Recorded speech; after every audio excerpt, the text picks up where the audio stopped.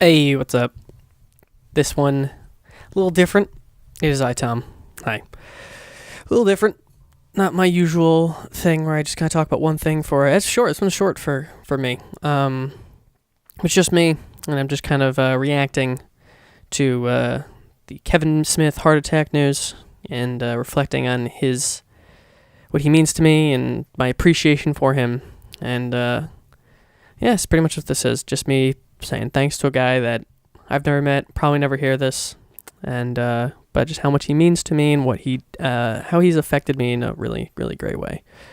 So I'm just glad that he's okay, and that he just did a thing on Facebook a couple hours ago about how he's okay. He was walking around, which is good. So he seems like he's gonna be okay, and he's gonna be all great. But just hope this is a rare occurrence, because I said in the show my own little selfish wish, but I want more of him, just to learn more and grow more from him, but grateful that he's here. Now, I mentioned that I never really ever tweeted him, but I might just tweet this one at him just so he'll probably never see it, just in case. Thanks, Kevin Smith. Thanks for doing what you're doing. This is a very weird one for me. I've never just done a single topic, big talk, and just, I was very emotional kind of going through it, and I got a little emotional listening back to this one, just, combing through and, finding everything that was in there, but... yeah, it was good. This was a good time. I'm already kind of dragging this fucking intro out, almost repeating what I said in the episode, so let me just stop now. And let you enjoy that, learning about my history with Kevin Smith and why he means so much to me. So, enjoy. This is your brain. And this is your brain on Tom.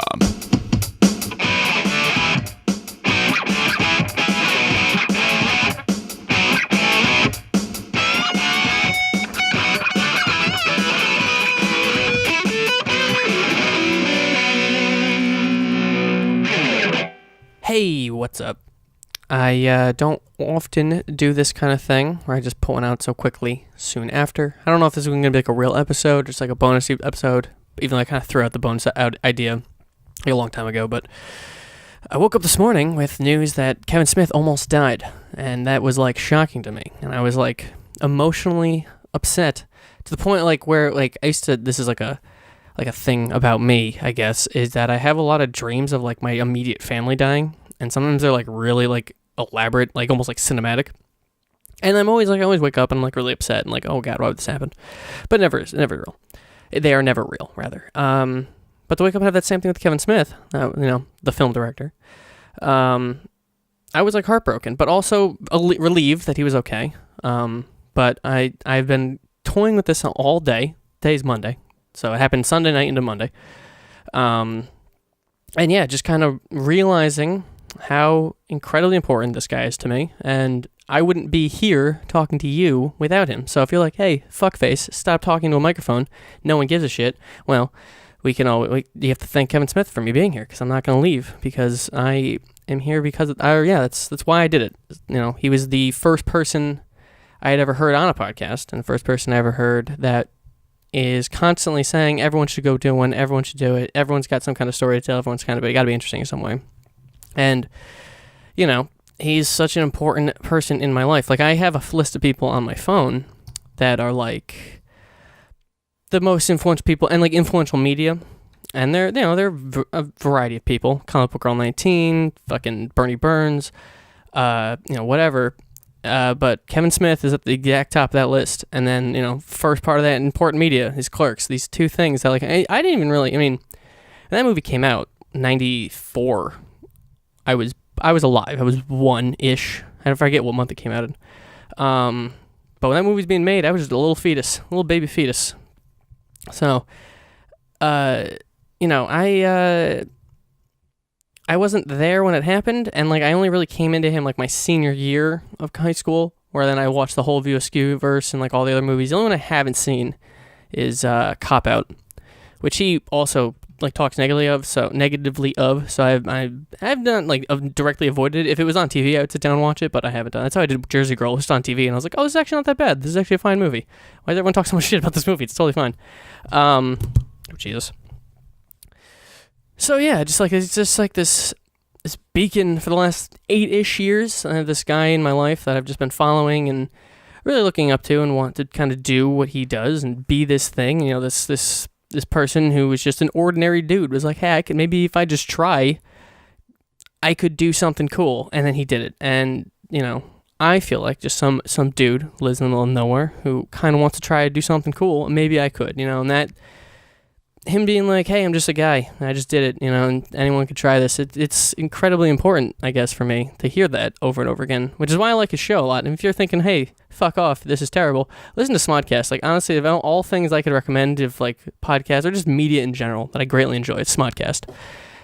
It's him and his producer, Scott Mosier, just shooting the shit for like an hour, 2 hours. And it's the best thing I've ever heard. It still is the best thing. Like, I love like Joe Rogan's like format, like the 3 hours thing. I'm a big fan of that because I work a desk job, so having the long form thing is really nice. But like, in terms of like packed, really fucking sick content, Smodcast is just amazing. And there was a period when he wasn't doing movies or doing like what he's currently doing, The Flash and Supergirl. He was just doing Smodcast, and Scott Mosier was off doing Freebirds as a producer. So he was off doing that movie.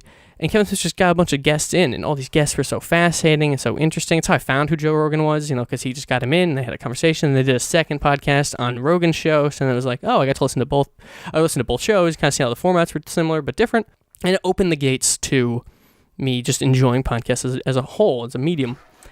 So it's incredibly important that I just have this guy in my life. I wouldn't even have this outlet to express how I feel about this whole thing, because I, like, emotionally, I reacted like it was a relative, and he is to me, I guess, someone so important that, I don't know if I could handle him dying. You know, he's so young too. He's about the age of my parents. I mean, a little younger than my parents. So, you know, it's I got two dads, I guess.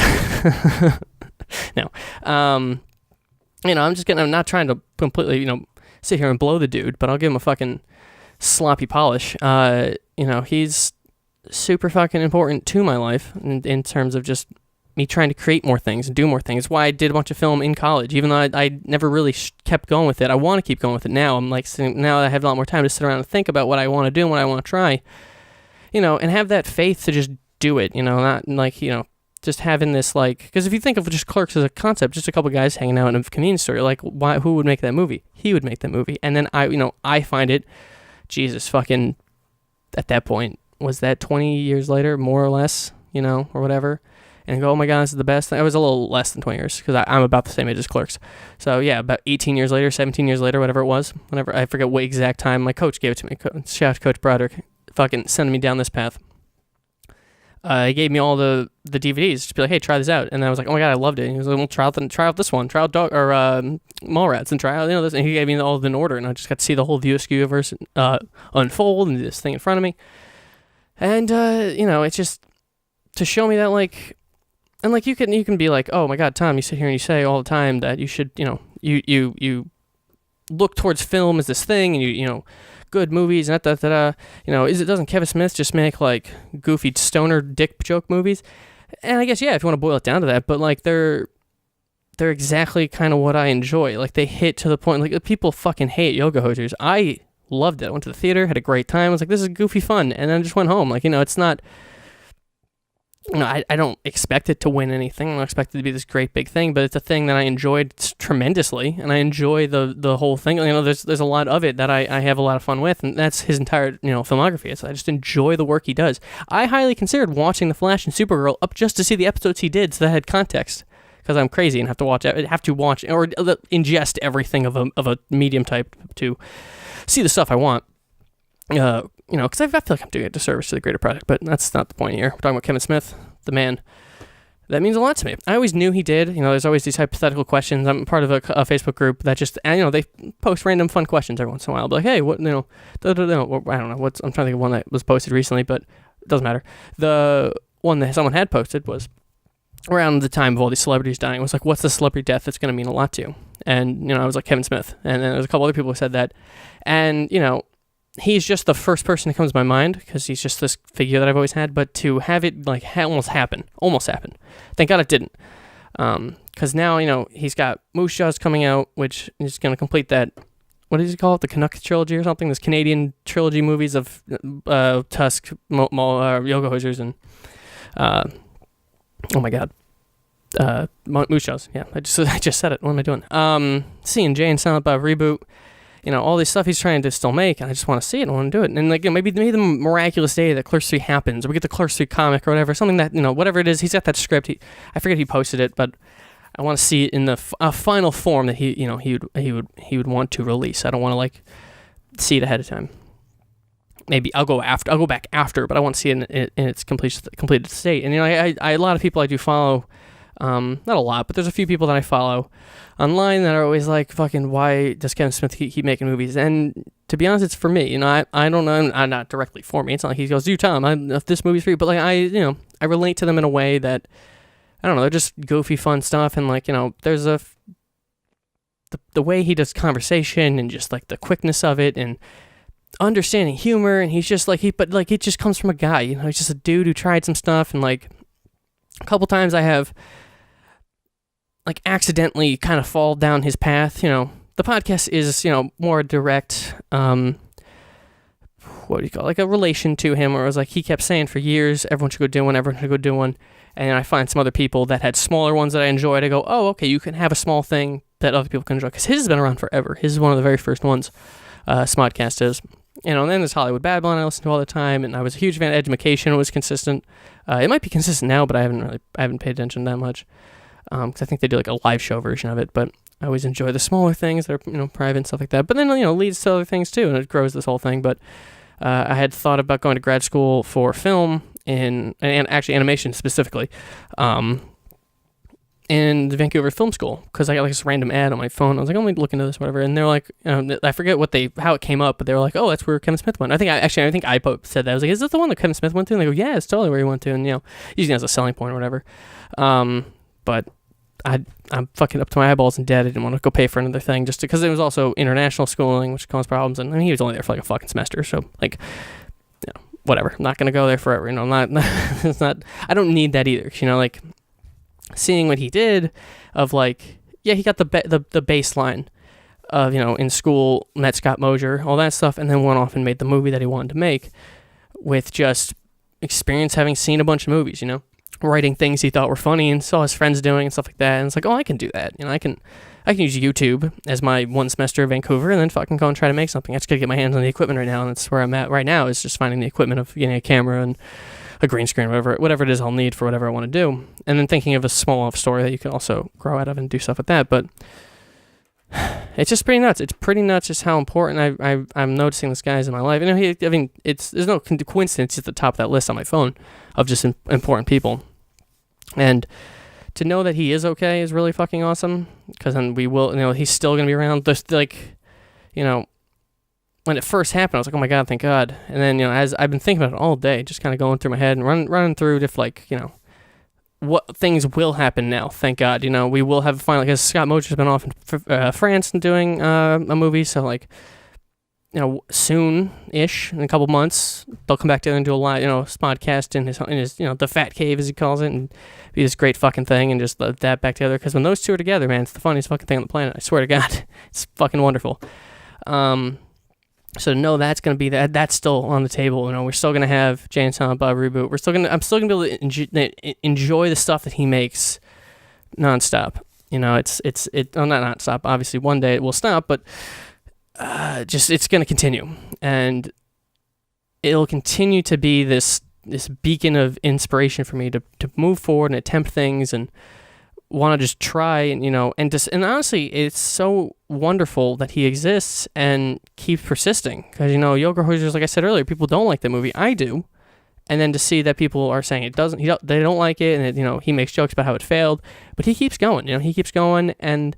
I'm still this audience. That's still a group of people. I'm part of the little group here, this little crazy group. It's like, yeah, fuck yeah, it was great. I was not, I had a lot of fun watching that, to have, that always will exist. And to try to remember that, to be you don't have to do what everyone wants, but just do the thing that someone wants. Someone's going to want some of it, it's not going to be, I'm not going to sit here and tell you Yoga is a perfect movie, but I'm going to sit here and tell you I enjoyed my time with it. I would watch it again. I would, I follow Kind of Funny, and one of their jokes on their shows is always asking a guest what is better, Lord of the Rings or Clerks. You know, I'm obviously gonna be on the side of Clerks, be like, you know, because it plays into that joke from the second movie. Which, side note, the second movie, Clerks 2, has the best, like, is it 15, 20 minutes? The beginning of that movie is nonstop hilarious. Oh God, it's so good. I might put that on after this just to watch that intro, because the intro is fucking it's so good. Just boom, boom, boom, hitting jokes, like introducing characters like really fucking well, tying it all. Oh, so well done. That's why I have real good faith on like what could come next with that. When he plays with his toys, he fucking nailed it, dude. Like when he's going with just like that stuff that he knows how to. The man built the first cinematic universe. You know, he's there. He fucking knows what he's doing. He knows how to play with the tools that he has at his disposal.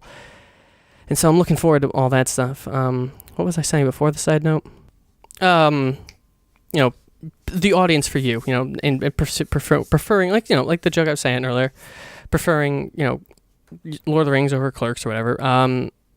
It's silly. It's a silly thing to say. Even Kevin Smith it chimed into the tweets and was like, clearly it's Lord of the Rings. What are you talking about? But like, honestly, yeah, if you put those movies in front of me, I'd pick Clerks, over Lord of the Rings. It's an easier watch. It's smoother. But like, I obsessed over that movie in college. I think of my film classes, which weren't a lot because it wasn't a film program I was in. I was just taking, they happened to be there. There was another person there who was like, I would like to do film classes. And I was the crazy person there to be like, I want to take these. So I took all of them. But I think out of all of the papers and projects we had to do, I did an acting class, we had to reenact a scene. I fucking did it out of Clerks. I had to do a couple of papers. I did online Clerks. The only one I think I didn't do was Star Wars, which I had to I forget what the concept was, but it was I was breaking down the hero's journey with Star Wars, all that kind of stuff, which I think I could have even applied to Clerks if I wanted to. Like that was possible there because the way he structured it with like almost like structuring it based like Dante's Inferno and that kind of stuff. So I could have done all that. I could have done everything on Clerks, but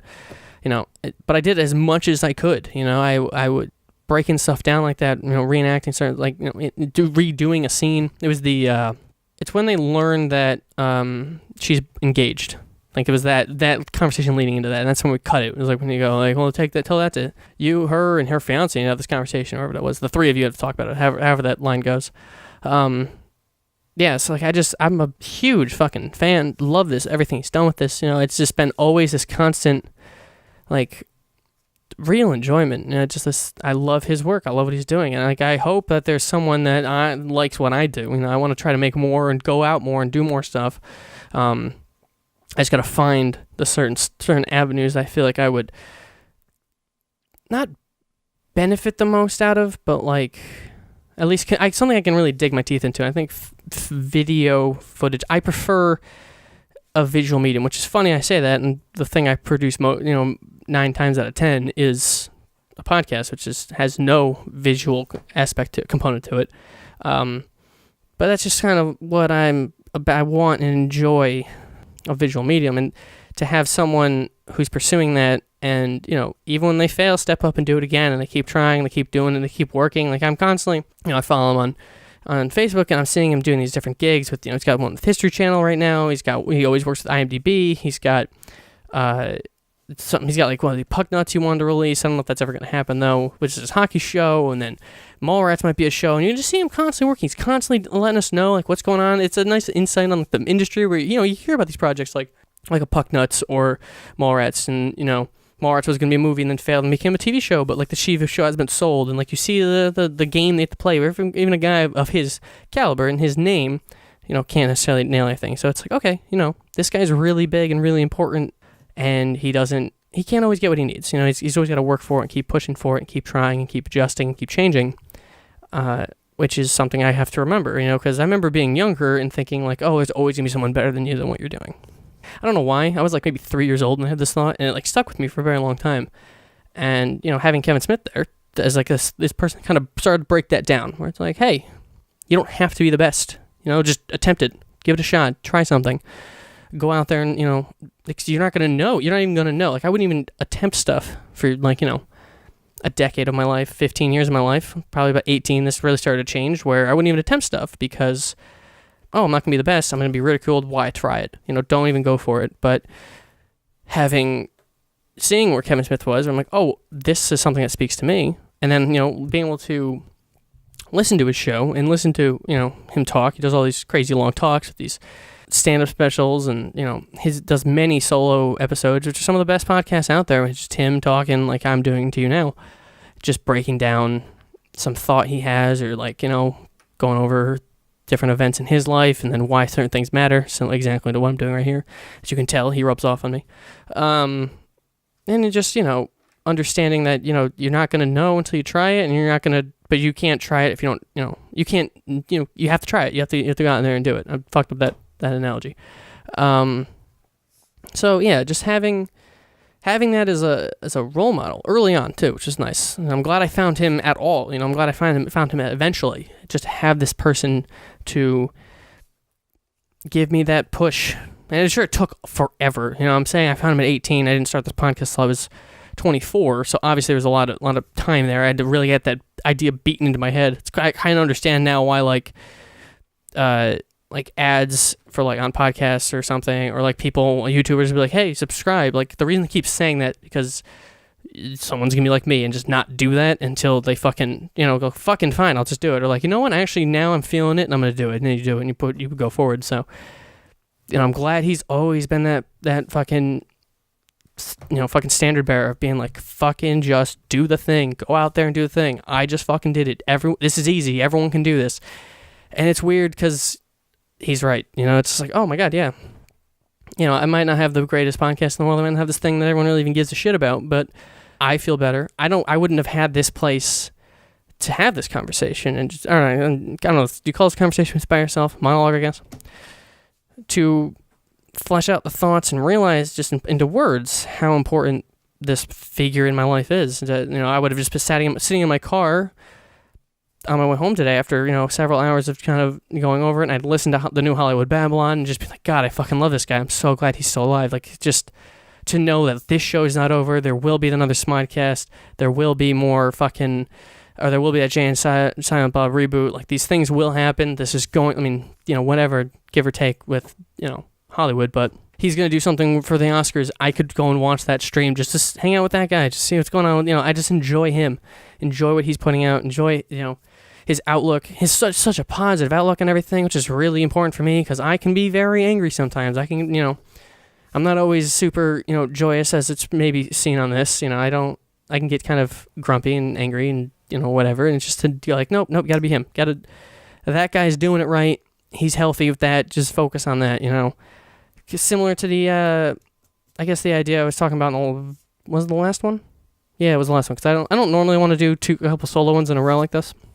But this one's just, I've been caught in the moment of emotions and stuff. I don't want to talk about things. But the idea of that masculine and the feminine icons in your life. And, he's definitely like a real person. I was comparing Guts to Paleways, these two, creative works and how they affect me. But, as people, creators, human creators that be Comic Girl 19 and Kevin Smith. These two are the feminine, masculine people that I gravitate to, and I admire, and I want to do what they do as a way. But that kind of it's funny too because Comic Book Girl 19 is she's the one that gave that idea in my head. But they would be the people on those pedestals, those two beacons of both.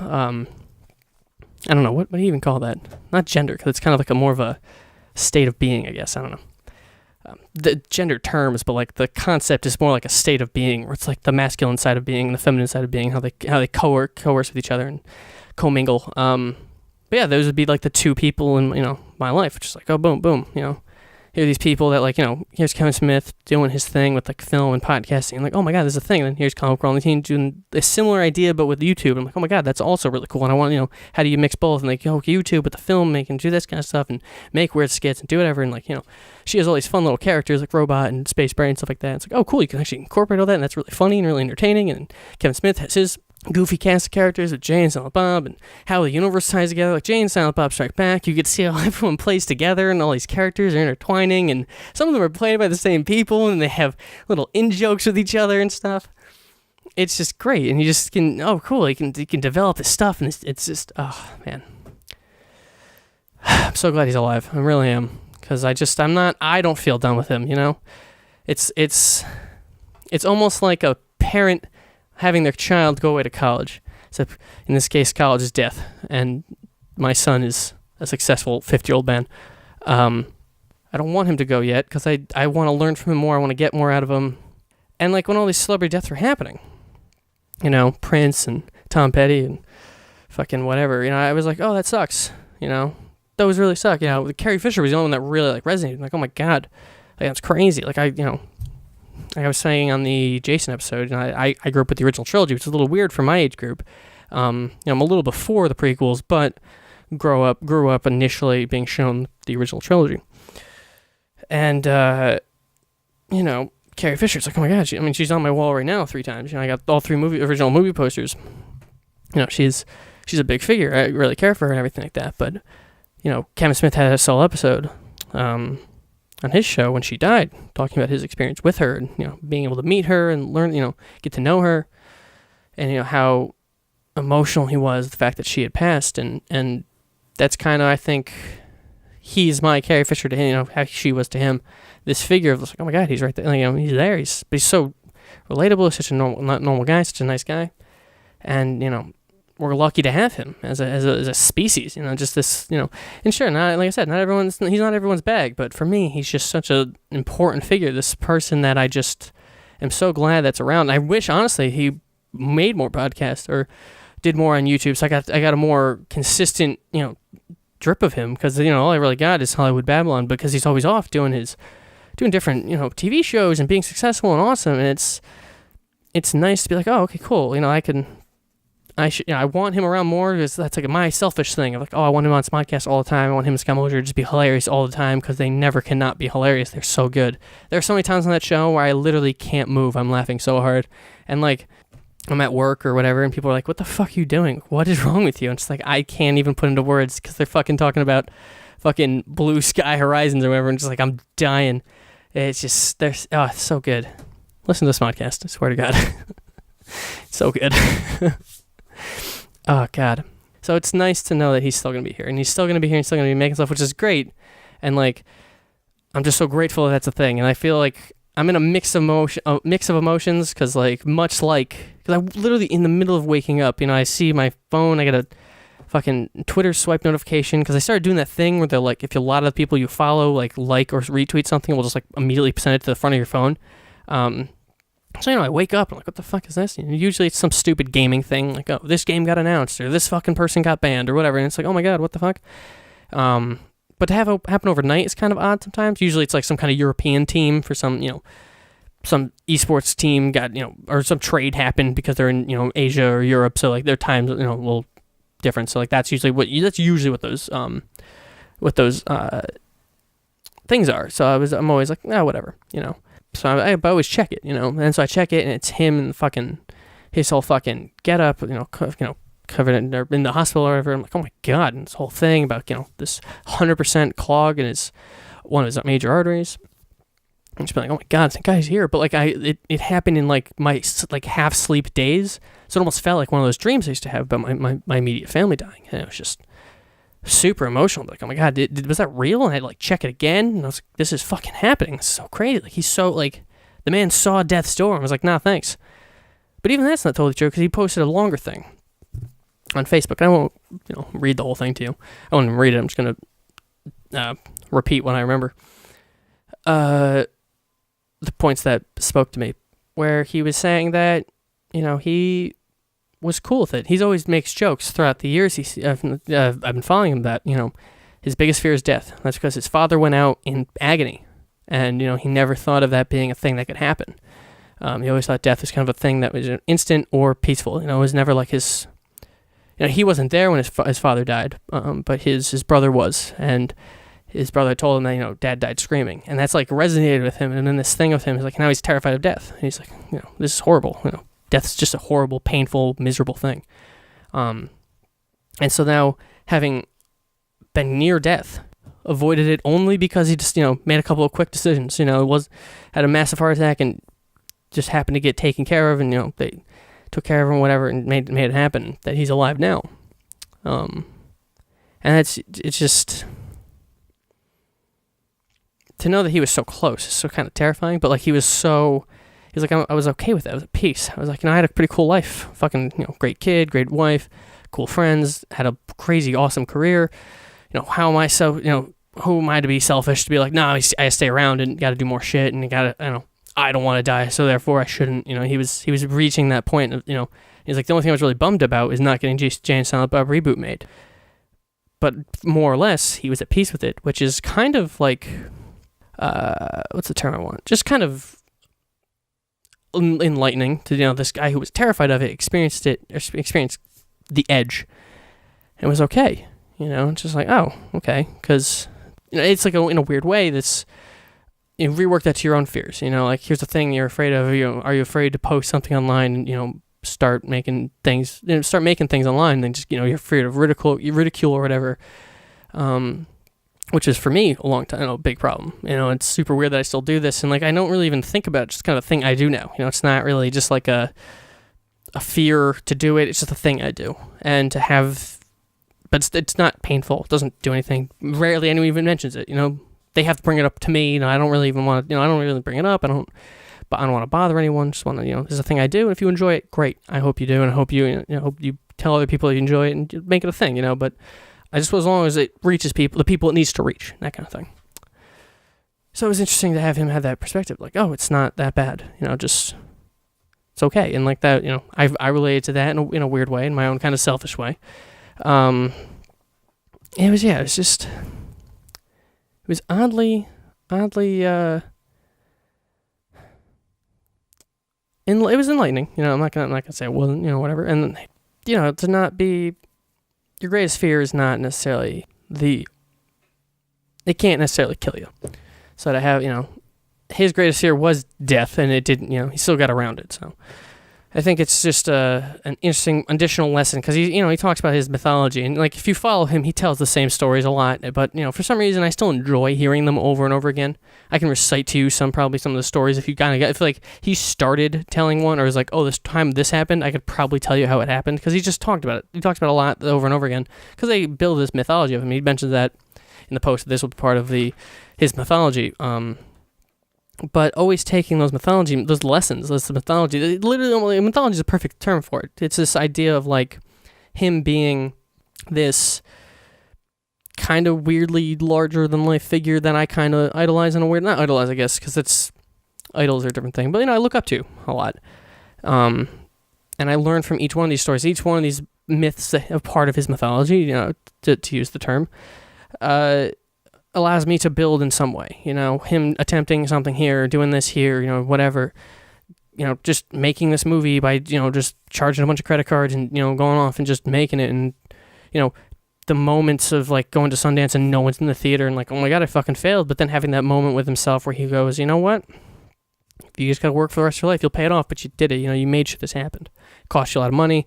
You're kind of fucked for a little while, but you did it. Who else can say they just did it? And that story, I have to remind myself that's like a thing that's like super important, like that's something I should look towards and like adjust and aim to do and that kind of stuff. But it's there is an endless amount of interesting stories and things that he's talked about that are impactful and have changed my life in a lot of ways. And I'm glad that that's not going to end. I'm glad there's going to be more, and there's going to be more for him to say and more for him to go about, and I'm gonna in a selfish way, I get more of what I want, I just hope that it's, this is a weird random thing, it's not like he's just now a step closer to death. It's not like it's going to happen sooner, because holy shit, when that fucking happens, prepare to have a solo episode of 2 hours of tears and fucking a lot of repeating of this shit, but it's going to get a lot more intense because he's gone. I won't have that, it's going to be, he's this emotionally for me, he's like a relative. He's just, I don't know him. He's this guy I've never met, he'll probably never even hear this, but I gotta thank Kevin Smith. He's changed my life in so many ways, and to know that I almost lost him but have him now, it's like really fucking, it's a weird mixed bag of emotions. Just being like close to having it, but then almost not, and then just I don't know what's happening, and is it there, is it not, I don't know. It's just been, I don't know. I'm glad he's alive. It's long and short of it. I'm glad he's okay. I hope he recovers soon. I know he was in the middle of doing a stand-up thing. I don't know where that is now. He's now calling it stand-up, but it was like his night with Kevin Smith talking things, which I've always been a huge fan of, and I'd love to go to see one. I've never done anything with him because he's always like on the West Coast, or occasionally he'll be in like New York or Jersey, but I never really done anything. The closest I've ever done to like something that he's done or been to is his comic book store in Red Bank, which I also am a fan of the podcast that's recorded there, Tell 'em Steve Dave. So to have that kind of be a nice little mecca place, Ben's a big fan of Tell 'em Steve Dave, and as well am I. But like to have that kind of, we got to go down there and just like see that. We were on Comic Book Men because of that, because they were just in the store and they're like, hey, we're about to film, you want to be on there? So that was cool. It's kind of be part of the Kevin Smithiverse in some way or another, to be like a background character. I think Ben's the only one who's visible in a shot or whatever, but I was there. I saw it happen. I saw them film it. That was cool. So yeah, it's nice to know that he's still going to be around. There's still a chance that I can meet the man. Still a chance I can just meet him, shake his hand, and thank him directly for just being this figure in my life, and to know that I always have. And the nice thing about like having him having all these podcasts, and I kind of wish I had been taking note of individual episodes I greatly enjoy of Smodcast, because I've been doing that now. Since I've kind of started this list of important media and important people, I write them down as I see them. The media list is much smaller because I only recently started taking care of, or like curating that list, than the people one. But I kind of wish I had that, so I could just go and just listen to specific episodes, like, oh, that one's really good. Like the one he has with, I don't remember his name, but the artist that did the work on the Facebook murals, if you look that up, you'll find his name. He's on an episode of Smodcast, a two-parter, and that guy goes over his story, and it's just so fascinating. He's got a couple of great like interviews with different people, different ones with the Blue Horizons one, and then I think I misquoted, but whatever. That one's really good. Like there's a couple of small Smodcast episodes that are just fucking fantastic. They recently did a Hollywood Babylon at home, so it's not this one, but the one before that was great, where he's just fucking roasting Ralph, and like he's so quick, he's so funny. I want to be as funny as that. I want to be like entertaining like him. Be able to have long-winded solo podcasts. So I guess I'm kind of doing right now on a simple one topic. And I haven't really even he'll like fucking throw in like video clips and stuff and like show off stuff, which is pretty cool. I probably could pretty easily, but I just don't want to like add additional editing time to this because I don't know, I'm lazy, I guess. But oh god, feel a little better. Getting out all this stuff. Still gonna be up like fucking 40 minutes of just me talking about him. So I don't know how I'm gonna mark this one. I might just mark it like an actual episode because who cares. But yeah, he's just been this very important figure, and I'm glad that he's still around. I'm still going to be able to get more of him. I hope he recovers and everything's going well, because he's been and hope to be consistently a prominent figure in my life. This mystery long lost relative that that apparently on the inside I just feel such a deep bond with. And that's kind of the weird thing about the internet. You can have these crazy deep bonds with someone and never meet them. Someone can change your life, or you can change someone's life and never interact with this person. I've never tweeted at Kevin Smith. I've never, been in the same room as Kevin Smith. But he's changed my life to an amount he'll never know. And it's kind of crazy, a little sad that he might not ever be able to know that, but I can definitely shoot towards meeting him one day, at least just thanking him one day, and just be like, hey, you've done a lot for me, and just thanks for just being there, just being this beacon of positivity and a beacon of just like, you fucking do it, man, you got this, encouragement, that kind of stuff. It's so weird that like as growing up, I never felt like I had like that encouragement. I don't know why. I definitely did, but I never felt it. No one would have told me no, but I never felt like I could. I never felt like I would deserved it. But to have him week in and week out, just being like, hey, fucking, you got this. You can do it. And just even though it took fucking years before I like really put it into action, to have that encouragement over and over and over again for a long time was really fucking beneficial, I think, in the long run. Just to have that, like, hey, you can fucking do it.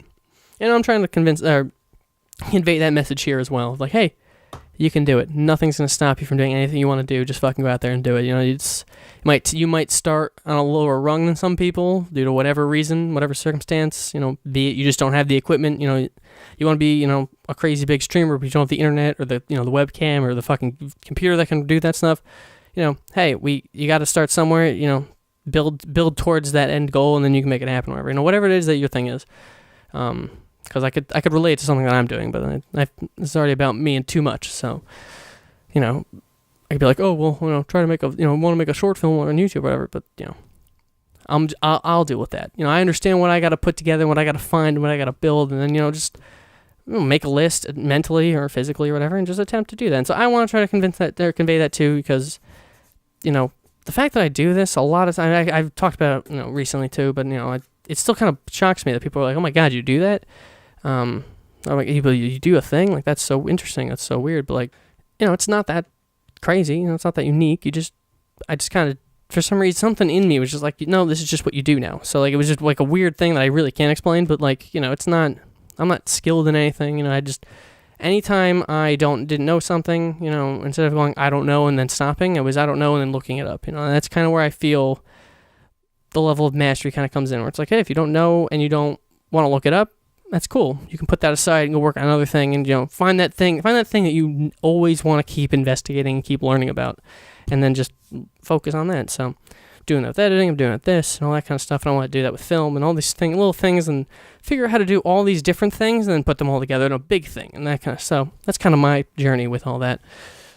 But but that all stems from Kevin Smith, and being this positive, like, hey man, just create a thing, who cares? And see the rise and fall of various projects that he's done, and them always speaking to me in some way or another. To have that has been just real nice. It's been real nice, so I guess I'll just stop, because I'm just kind of going off for a long time here. I don't know if there's any more I need to say. I'm so glad he's still around. It was an emotional morning, realizing the worst could have been, but isn't, and then what that means, and then why, and then also reflecting on why he means so much to me. And I think it's been a great few years that I've had him as a figure in my life. So, thank you, Kevin Smith. Glad you're okay. I'm glad everything's going well.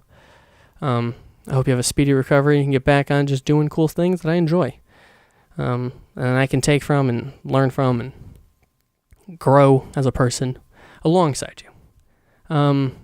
But with that, I guess this will end this one. I guess I'll just make this a full episode. Who the fuck cares? It's my show. I make the rules. But yeah, with that, love and kisses.